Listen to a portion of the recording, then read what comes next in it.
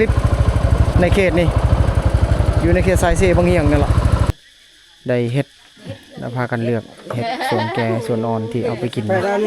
ไปกินนอกเห็ดบัดนี้แกงบ่ทอดก็ได้บ่เบิ่งลาบเห็ดลาบโอ้เห็ดลาบก็ได้เห็ดนี่นี่ดิเห็ดบดตายแล้วอยู่ภูนั่นเลยอยู่ภูนาลายก็นี่อีกอยู่นี่พี่น้องเต็มมานี่เอ้าตัวนี้นะ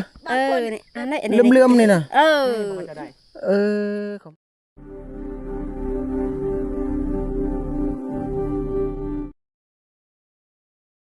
สบายดีแอฟซินที่เขามารับชมเยี่ยมชมมื้อนี้สิริอยู่ที่หมู่บ้านแห่งหนึ่งนะมันจะขามเซ่ไปฟังฝุ่น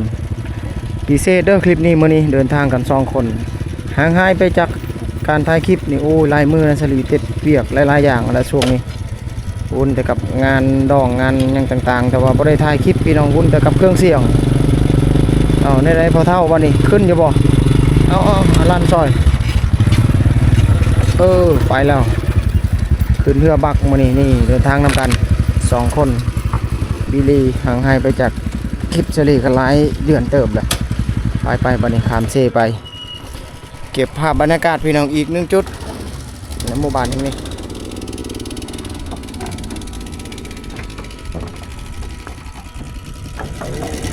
โดนแล้วเฉลี่ยบ่ได้มาทางนี้ขี่เรือนะไปเก็บภาพขามซี่ไปฟังพุ่นมาหอดฟังนี้แล้วบัดนี้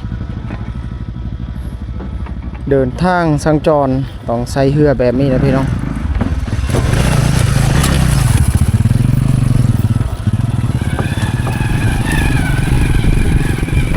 บัดนี้ขึ้นไปแล้วมาเขตนี้รู้สึกว่าสวยงามพี่น้องเรือธรรมศาสตร์สวยงามความเป็นดังเดิมและวิถีชีวิตนี่ค่อนข้างดำรงชีวิตแบบดังเดิมพี่น้องเนาะสรีพยายามรวบรวมภาพกิจกรรมวิถีชีวิตอีกคลิปหนึ่งในมื้อนี้เขาหาปูหาปลาได้นี่อายเพิ่นน่าจะไปหาปลาได้นี่เด้ใส่หม้อให้ตามเบิ่งนี่ใส่หม้อหากินตามธรรมชาติใส่เสบางเหียงเพื่อใหม่นะเพื่อใหม่เพื่อบ่หารดังเดิมเขาใส่งานในเขตนี่ส่วนเหืออลูมิเนียมโยมเล็กกับทางนี้จะมีลายล่ำนี่สำหรับเหือนี่กัน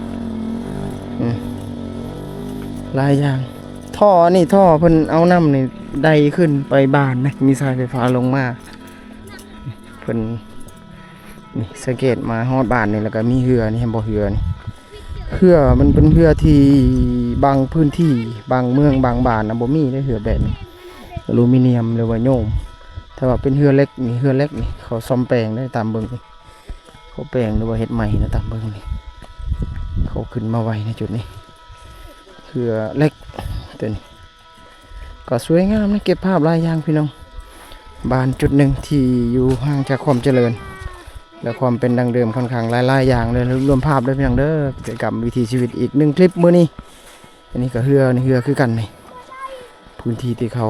อาบเขาใส่นำก็จะมีเหือต่างๆในหมู่บ้านแห่งนี้เอาขึ้นไปในหมู่บ้านก่อนพี่น้องเก็บภาพลายยางเลยเล่าให้ FC ได้ชมขั้นตอนต่อเนื่องตอนนี้สลีเข้ามาหอดหมู่บ้านแล้วเก็บภาพพี่น้องอีก1กิจกรรมงานแต่งนี่บางเดือนนี่มีบางเดือนบ่มีเด้อพี่น้องเด้อสลีย้ำตลอดให้ FC เข้าใจพยายามรวมภาพวิถีชีวิตจะรีมาโหดเขตหมู่บ้าน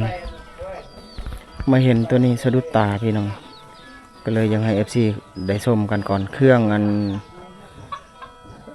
เขานิยมเอิ้นกันว่าเครื่องปั่นข้าวตัวนี้ปั่นข้าวปั่นเฟืองแต่ว่าเป็นเครื่องเก่าแก่ดังเดิมในสังเกตในเพิ่นบ่ฮู้ว่าเพิ่นเอาไว้ยังนี่อนุรักษ์ไว้หรือว่าในใดปกติเขาจะคายออกเลยแต่ตามเบื้องรองรอยนี่น่าจะใช้งานมาหลายปีแล้วสังเกตนี่ใบพัดมันนี่ใบพัดนะเครื่องเก่าๆเมื่อก่อนนะเป็นเครื่องปั่นเฟืองเพื่อจะเกิดขึ้นเม็ดข้าวเปลือกนี่ตัวนี้ก็เป็นอลูมิเนียมเก่าแก่ดังเดิมมุญยกสงครามคือกันบ้านนี้มีความเป็นดังเดิมหลายอย่างนะพี่น้องเด้อสรีพยายามรวมภาพกันเลยกันอยากให้ FC ได้เข้าใจอีก1คลิปรวมภาพกิจกรรม ความเป็นดังเดิมวิถีชีวิตที่ยังลุงเลือให้เห็นในเมื่อวานแห่งนี้อีกจุดหนึ่งนี่โฮงสีนี่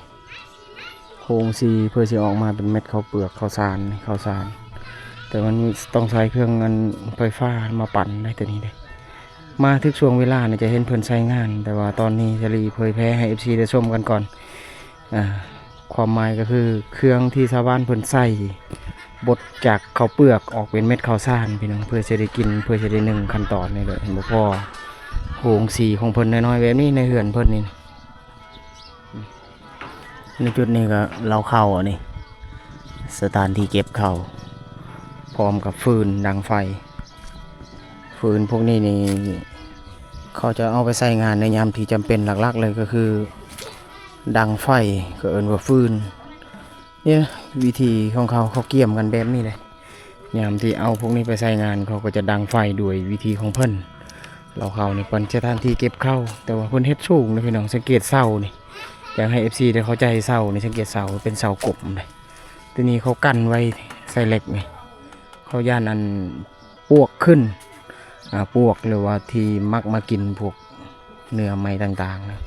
ก็เป็นวิธีการอีกแบบนึงก็ถือว่าเพิ่นใช้งานได้ลายหลังคาหลายหมู่บ้านเห็นมาแต่ว่าเสาก้มไม่เสาสูงเลยความเป็นดังเดิมสังเกตฟ้าสถานที่เก็บเข้าก็คือเข้าเขาเปลือกออกจากสวนจากไร่จากป่าจากหน้าต่างๆเรามาเก็บไว้ในจุดนี้ที่จะรีมาพบเจอในมพในจุดนี้ในมื้อนี้พี่น้องเนาะบ่แม่นแต่ลังเดียวได้เนี่ยอันนี้ลังนึงอีกนี่ลังนึงอีกแล้วก็ทางนี้ก็ลังนึงอีกทางลังเฉลี่ยนี่เป็นแป้นเสาเหลี่ยมสวยงามแต่ละคนบ่ได้อยู่อาศัยเด้เก็บข้าวหรือว่าเก็บข้าวสถานที่เก็บข้าวของชาวบ้านบ้านเก่าแก่ดังเดิมความเป็นดังเดิมธรรมศาสตร์สวยงามความเป็นดังเดิมวิถีชีวิตที่เรียบง่ายรวบรวมภาพใน FC ได้ชมพี่น้องเนาะตัวนี้คอกแบ่คอกแบ่สถานที่แบ่และสัตว์เลี้ยงของชาวบ้านอยู่อาศัยแบ่มาถึงช่วงเวลาก็จะเห็นเป็นโตแต่ว่านี่บริยูนี่ก็เก็บภาพให้ FC ได้ชมพอเป็นพื้นฐานเล็กน้อยเหล่าหลายๆอย่างให้ FC ได้เข้าใจสังเกตพี่น้องเฮือนทางนามุงหญ้าอย่างลงเลยให้เห็นเดี๋ยวเก็บภาพส่วนอื่นพี่น้องแต่ว่าส่วนนี้ที่จะเห็นตอนนี้ก็คือมุงหญ้าในปัจจุบันนี่ให้เห็นได้ยากนอกจากหมู่บ้านที่ห่างจากความเจริญ2 ลีกคือว่าห่างจากความเจริญหลายกิโลแต่ว่านี้ให้เห็นถือว่าเป็นภาพหนึ่งที่เราให้ FC เข้าใจรายละเอียดต่างๆพี่น้องก็คือเมื่อก่อนจะมุงหญ้าแบบนี้หลายต่อหลายหลังคาเรือนหลายครอบครัวแต่ปัจจุบันนี้ค่อยห่างหายไปจากการเวลาบางเรือนบางอันก็ปรับปรุงมุงกระเบื้องกระสังกระสีผ้าไม้ต่างๆแต่ว่านี้ยังต้องให้เห็นน่าจะเป็นเรือนไฟเรือนครัวสถานที่ทำอยู่ครัวกินก็เป็นความเป็นดั้งเดิมพี่น้องเนาะให้ FC ได้ชมอันนี้ก็น้ำมาดานนี่น้ำมาดานเก่าแก่ดั้งเดิมน้ำสางแต่ว่าเพิ่นใช้งานหรือบ่ในสลีบ่แน่ใจคือกันแต่ว่าให้เห็นมันลึกอยู่ได้เลยมันจะมีท่อตัวนี้สังเกตจากการใช้งานนี่แต่ว่าปัจจุบันเพิ่นบ่ได้ใส่เพิ่นเอาท่อลงไปเพิ่นน่าจะเอาเครื่องดูดนำได้ดูดขึ้นมาในตามเบิ่งเพราะว่าเมื่อก่อนเพิ่นจะใส่เครื่องตัวนี้อยู่ตามเบิ่งนี่มันจะมีร่องรอยเขาดึงซ้ายดึงอะไรแต่ว่าเพิ่นบ่ได้ใส่แต่ว่าน้ำนี่ยังมีอยู่เลยเขตนี้สรีเคยถามเขาอยู่ชาวบ้านว่าถามเรื่องเจาะน้ำเขาว่ายากเพราะว่าพื้นดินเป็นดินทรายแต่ว่าน้ำส่วนรวมของชาวบ้านนะพุ่นอยู่พุ่นเดี๋ยวไปเบิ่งชาวบ้านเอาน้ำก่อนไปดูเดี๋ยวห่วยบ่ยะเดี๋ยวห่วยนี่เจ้าหนึ่งห่วยเอาสรีถามภาษาของเพิ่นน้ำกินนะเดี๋ยวห่วยนี่คือน้ำกินนี่ดิเขาเอาน้ำจุดนี้หลายคนนะเวลาตอนนี้3 เกือบ 4 โมงเนี่ยเริ่มทยอยเข้ามาหลักๆเลยจะมีน้องๆผู้หญิงอันนี้น้องผู้ชายนำมาซอยมาเฮ็ดเวียกในลักษณะแบบนี้ก็คือซอยพ่อซอยแม่โอ้ฮู้จักกันทำมาหากินฮู้จักเอาน้ำนี่ป้าเพิ่นก็กลับแล้วบัดนี้เอาในนี่เนาะเป็นน้ำเป็นแท่นๆใหญ่เขาได้นำจากพื้นดินดูเครื่องปั้นต่าง ได้ขึ้นแล้วก็เอาไปใช้งานต่อเนื่องในแบบนี้โอ้พี่น้องเอาอีกหนึ่งกิจกรรมพี่น้องเด้อรวบรวมภาพในหมู่บ้านแห่งนี้อันนี้ก็โฮงสีอีกทางนี้พี่น้องเดี๋ยวพามาเบิ่งโฮงสีโฮงสีโฮงสีนะตัวนี้ยังใหม่เลยโฮงสีนี่เดี๋ยวตามภาษาหมู่บ้านกับเพิ่นก่อนเรื่องตะไมนี่เด้อโฮงสีนี่ยังใหม่ตัวนี้เริ่มใช้งานเลยอะเริ่มใช้เนาะเพิ่นว่ายังใส่อยู่ได้นี่เลยโฮงสีเขาจากข้าวเปลือกกลายเป็นเม็ดข้าวสารแต่ว่าตัวนี้ยังใหม่มันจะมีหลายๆคนนะที่ใส่เครื่องจักรในแบบนี้ใส่เครื่องจักรในแบบนี้บางหมู่บ้านนะเขาจะต่ำด้วยโคกและสากก็เป็นดังเดิมอีกแบบหนึ่งแต่ว่าอันนี้ยังเรื่อยๆให้เห็นค่อนข้างปะเปลี่ยนกันไปอีกแบบหนึ่งเอาบัดนี้ตัวนี้เบิ่งงัวก่อนเห็นอะไรเนาะบัดนี้เนาะงัวกินห่ำบ่นี่ตะแกรงเมยจ้ะชิดหน้าในมือพัดเอาลึกนี่นี่ถามภาษาโมบานงัวนี่ก็กินอยู่เนี่ยเอาปกติยามนี่เป็นฤดูที่เขาปล่อยมาแล้วสัตว์ปล่อยงัวปล่อยนั่นแหละเอาเก็บภาพจุดนี่วิถีชีวิตพี่น้องหลายอย่างนะกิจกรรมของเพื่อนที่พบเจอในจุดนี้นี่พามาเบิ่งอันนี้บอนปลูกผักพี่น้องสังเกตนี่เพิ่นจะออมเท่นๆนี่เพิ่นปลูกผักไว้ข้างในนี่ผักบัวหอมเพิ่นเอาปุ๋ยธรรมชาติก็คือขี้แบะเพิ่นเอามาใส่ แต่เพิ่นออมมานี่เพื่อบ่ให้สัตว์ใหญ่เข้าไปนั่นนี่เด้เป็นส่วนหลังบ้านเพิ่นส่วนที่ว่าบริเวณบ้านไว้ใส่ไว้กินก็สามารถปลูกผักเล็กน้อยพอได้ใส่งานยามจำเป็นนี่เด้พี่น้องเพิ่นปลูกให้บ่นี่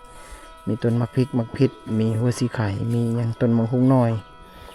หลายๆอย่างเลยผักเต็นก็สามารถใส่เจลอาหารต่างๆได้ก็สามารถพบเจอกิจกรรมค่อนข้างหลายอย่างพี่น้องได้เห็นวิถีชีวิตได้เห็นการทำอยู่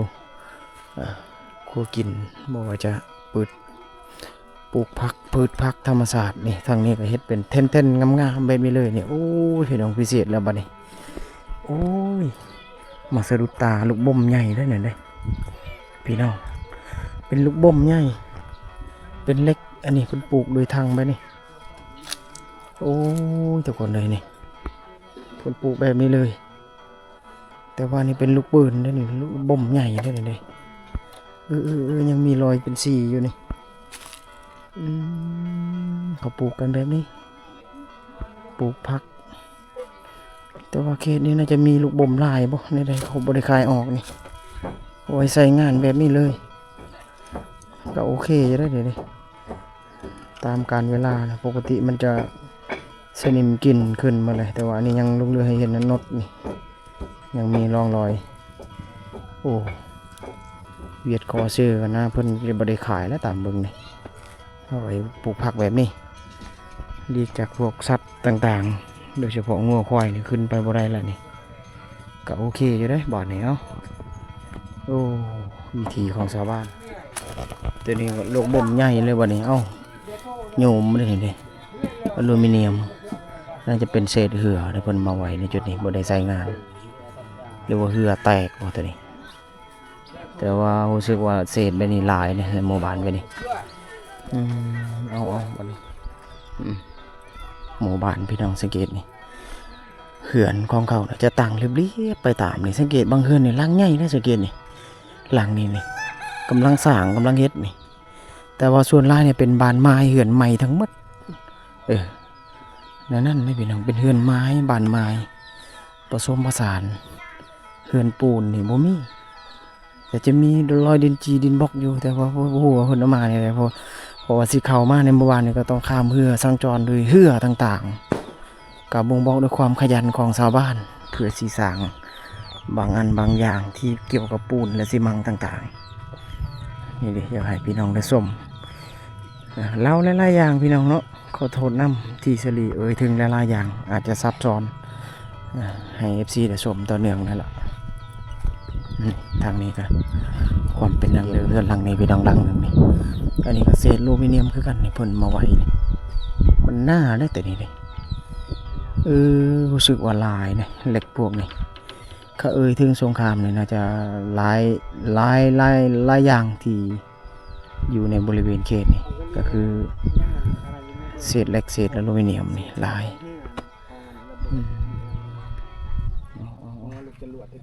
บัดนี้ตัวนี้เพิ่นต้มใบไม้อันนี้สลีมาพออีกแบบหนึ่งนี่ใบไม้ชนิดนี้นี่ต้มไม้เดือดแล้วก็เอาไปตำไปกินต่อกับแจ่วอย่างเช่นมะม่วงต่างๆใส่มะเขือเกลือเป็นหัวต่างๆคนก็สามารถกินได้ตัวนี้ได้เพิ่นกินแบบสดๆเลยก็คือจะใส่แจ่วแต่ก็ว่ากินเมียงลักษณะการกินก็คือต้องเอาส้มเอานั้นมากินมาปรุงอีกเทื่อหนึ่งก็ได้เห็นในฤดูในช่วงนี้จะเกิดขึ้นใบตัวนี้ที่เพิ่นสามารถมากินแบบที่สลีถึง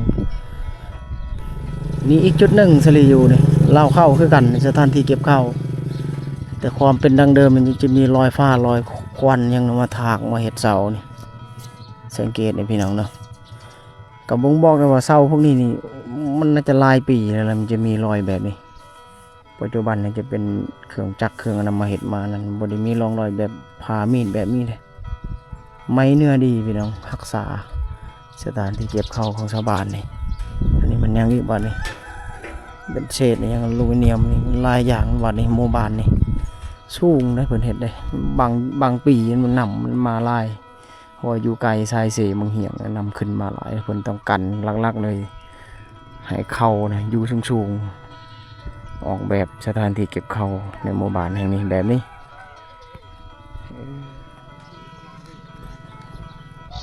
บ้านนี้อยู่ใจกลางหมู่บ้านพี่น้องเก็บภาพต่อเนื่องนะบ้านนี้เลยอันนี้ก็มันยังอีกอันนี้ฟืนดังไฟอีกจุดหนึ่งเนี่ยโอ้พี่น้องเลยฟืนดังไฟเอาไว้เป็นกองแบบนี้เพื่อเอาไปดังไฟ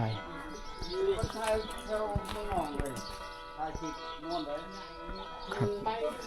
อันนั้นก็อีกกองหนึ่งอันนี้อีกกองหนึ่งยามเอาไปใส่งานกับดังอย่างเช่นมีงานแต่งงานดองเนี่ยเขาเอาไปใส่งานได้ฟืนพวกนี้เนี่ยนี่บัดนี้เอาตะข่ายดักปลามองแต่ว่าความแตกต่างเนี่ยเขาเอาตัวนี้มาใส่ไม่พูก็ใส่ในแหละนี่เป็นชุดหนึ่งอีกวิธีเขาหาปลาในเขตในสายสีบางเฮียงในหมู่บ้านแห่งนี้มาถึงช่วงเวลาเนี่ยจะเห็นชาวบ้านไปหาปลาเลยแต่ว่าเวลาที่สลีมาถ่ายเขามาถ่ายพอได้พอคนแล้วกันในเฮือนหลังนี้แหละบางเวลาเจอมือหน้าก่อนอันนี้ก็บอนปลูกผักอีกจุดหนึ่งนี่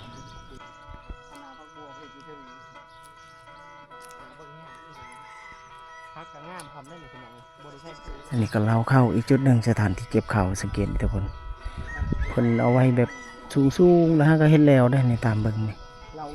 เห็นแล้วไม่ๆนะมาไว้ในแบบนั้นแหละ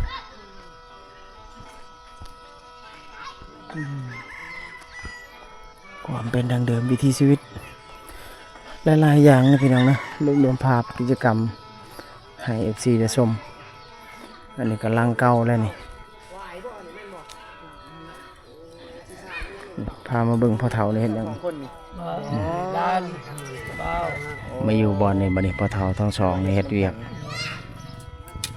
สารกระบุงกระยังนะเพิ่นจัดตอกเครือนี่เราทำเครือวายสารวายนี่ทนแน่นอนคันว่าพื้นเฮ็ดกระยังอันนี้เนาะทนมันสิทนกว่ากระยังไม้ไผ่บ่ครับเดี๋ยวสิอบรมภาษาหมู่บ้านกับเพิ่นพาลมกันถามเล็กๆน้อยๆในหมู่บ้านได้2-3 ปีไก่บ่ไปเอา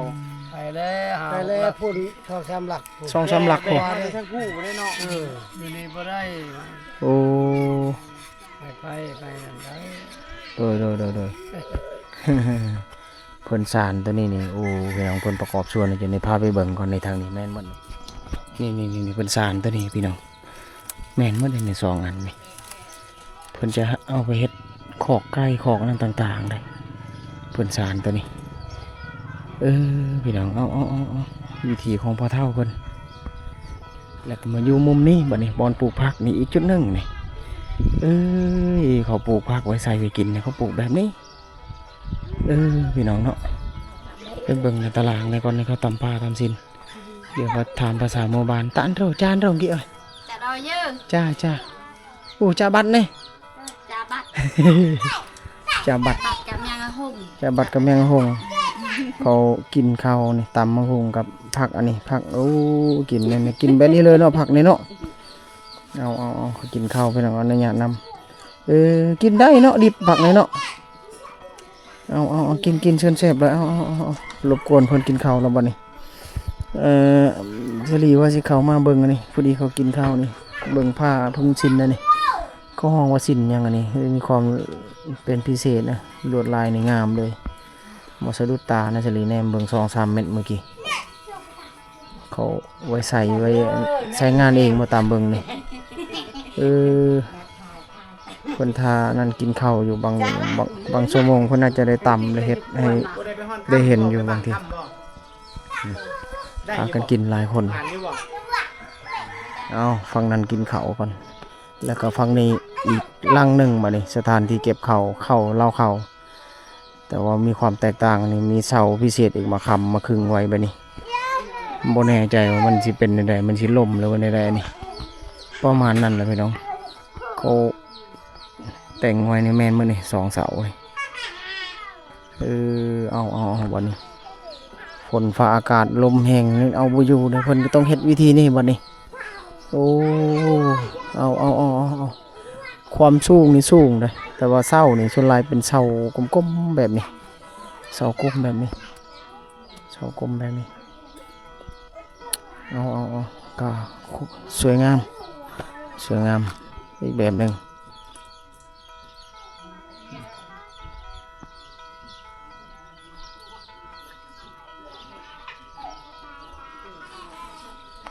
หลังนี้ยังไม่อยู่หลังนี้มาอยู่จุดนี้บันนี้สลีตัดภาพมันจุดนี้พอเท่ากันกำลังสานซ่านยังก็พอเท่าหวด ไรเลยเตา โอ้เอาสานกำลังก็ยังเพิ่นยังประกอบส่วนนะมาพอเพิ่นเฮ็ดจุดนี้นี่ดิเพิ่นจะเล่าไม่ตัวนี้เป็นแผ่นแบบนี้ก่อนที่เอาไปสานไปทำต่อขั้นตอนต่อไปเอาลายมือเลยเพิ่นว่านี่เพื่อจะได้ออกเป็นหูเป็นหางเนี่ยเอานี่แม่นเมื่อในอุปกรณ์ของเพิ่นเลยมาถึงช่วงเวลานี่จะเห็นเอา7-8-9-10ได้ตามเบิ่งนี่เฮ็ดเวียกได้อยู่บัดนี้เอาไปเจโนมาเจ๊ตาอ่อนตัวไหนจิตาบัดนี้สลีมาอยู่จุดนี้อันนี้อยู่นำหลายคนแล้วชาวบ้านเพิ่นได้อันนี้นี่ได้เฮ็ดแล้วพากันเลือกเห็ดส่วนแก่ส่วนอ่อนที่เอาไปกินนี่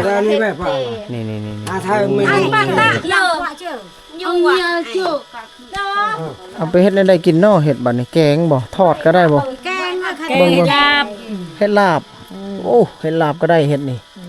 ดิพี่น้องเฮ็ดเขาเอิ้นเฮ็ดหยังอันนี้เฮ็ดบดโอ้เอาเฮ็ดบดพี่น้องเฮ็ดบดเอาไปกินเฮ็ดยังนี่ป่นกันเลยแม่นหมดบ่เนี่ยนั่นน่ะนี่เฮ็ดอ๋อทูเต็มนั่นน่ะนี่เป่ากระสอบอันนี้นะอันนี้น่ะป้าทูเฮ็ดได้กินบ่นี่ได้อยู่ภูนั่นได้อยู่ภูน่ะลายก็นี่อีกเลยนี่พี่น้องเต็มมานี่เอามานี่ได้บ่นี่ของปลานี่ช่วงนี้โอ้ฝนเมื่อวานเมื่อคืนนี่ฝนตกแล้วก็เลยเฮ็ดออกมาพี่น้องของปลาธรรมชาติในหมู่บ้านนี่มาพอเพิ่นนี่โอ้ผ่าสินทางหลังนะผู้ใดตำมันน่ะสินนะงามเลยนะเอาลูกแกบ่เอาไปเบิ่งก่อนซะเอาปะก่อนเฮ็ดบัดนี้เบิ่งตัวนี้ก่อนลวดลายเป็นพิเศษสะดุดตาเลยแนมมาทางนี้นี่ลวดลายนี่สิ้นบางพื้นที่ฝั่งไทยก็จะเรียกว่าผ้าถุงแต่ว่าหลักๆทางฝั่งลาวนี่อยู่ลาวเอิ้นกันว่าสิ้นนะตัวนี้สวยงามพิเศษสิ้นมุกใช่ป่ะโอ้เอาปะก่อนเห็ดเนาะมาเบิ่งเห็ดอีกเทื่อหนึ่งบัดนี้เห็ดบดว่าซั่นโอ้ชื่อเห็ดนี่เห็ดบดโตดำๆนี่จะเป็นโตแก่แล้วเนาะโตข้าวนี่ก็จะอ่อนๆ สามารถ ข้าว เอาไป นางเฮ็ดโจกละ ป่นกันบ่ซั่นนี่โอ้เอา เฮ็ดบด เห็ดบดเอาตัวดำๆนี่เนาะเอาเลือกไปอาหารของปลาอีกชนิดหนึงเห็ดบดว่าซั่นได้อาหารของปลามาถึกช่วงเวลามาแต่ป่าเลือกส่วนที่กินได้ตัวนี้เครื่องจักรบ่นี่ อย่าจะผ่านมีตายแล้วเอาอีอันดอกเอา อีกลักหนึงบ่นี่อันนี้นี่เครื่องจักรเครื่องอันบดเข้านี่สากนั่นเลยนี่สากเป็นโซลาร์เซลล์ทางนี้เพิ่นบ่มีไฟมาใส่ตัวนี้บ่พี่น้องนี่แผ่นโซลาร์เซลล์นี่เอานั่นได้บัดนี้แผ่นโซลาร์เซลล์นะเพิ่นสากไฟนะพี่น้องนะเเพิ่นจะเอาไปใช้งานกับตัวนั้นเลยก็จะพบเจอบางเวลาเพิ่นตากแดดไว้นี่เพราะว่าเครื่องจักรของเพิ่นน่ะนี่เครื่องจักรโหงสีน้อยๆเอาวันนี้พร้อมกับเฮ็ดพร้อมทางนี้หลายคน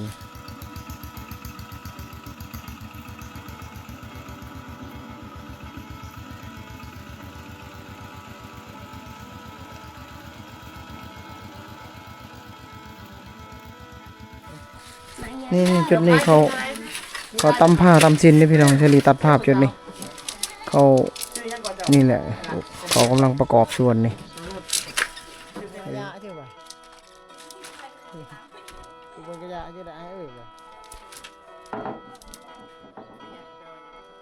นี่พี่น้องอันนี้จุดหนึ่งบอลหนึ่งกับเพิ่นกับตำผ้าตำซินอันนี้เศษอลูมิเนียมอีกละบาทนี่